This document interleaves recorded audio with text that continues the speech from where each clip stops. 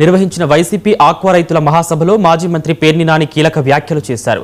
Feed ధరల పెంపు విషయంలో రైతులు తీవ్రంగా నష్టపోతున్నారని, కూటమి ప్రభుత్వం కంపెనీలను నియంత్రించడంలో పూర్తిగా విఫలమైందని విమర్శించారు. వైసీపీ హయాంలో ఆక్వా రైతులకు అండగా నిలిచి ఎగుమతిదారులు, ఫీడ్ కంపెనీలపై నియంత్రణ తీసుకొచ్చామని పేర్కొన్నారు. కరోనా సమయంలోనూ రైతులను ఆదుకునేందుకు ప్రత్యేక చర్యలు చేపట్టామని అన్నారు. కంపెనీలకు ప్రభుత్వం అనుకూలంగా వ్యవహరిస్తోందని ఆరోపిస్తూ ఆక్వా రైతుల సమస్యల పరిష్కారానికి వెంటనే చర్యలు తీసుకోవాలని డిమాండ్ చేశారు. చిన్న చిన్న పిల్లలే పెద్ద పెద్ద మాటలు మాట్లాడుతున్నారు. మేధస్సు పెరిగిపోయింది. ఇంకా చంద్రబాబు నాయుడు గారు పాత రోజుల్లో నాగభూషణం, కాంతారావు సినిమాల్లో ప్లాన్లు వేస్తూ ఉండేవాడు.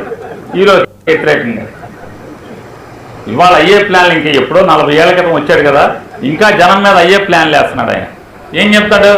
అరే మీరు అనౌన్స్ చేసేయండి, 10 రూపాయలు నేను చూసుకుంటానని చెప్పి 10 రూపాయలు అనౌన్స్ చేస్తారు. తర్వాత ఈయన మీటింగ్ పెట్టి పెద్ద అడవుడు చేసి 4 రూపాయలు తగ్గించండి అంటారు, 2 రూపాయలు తగ్గించారు.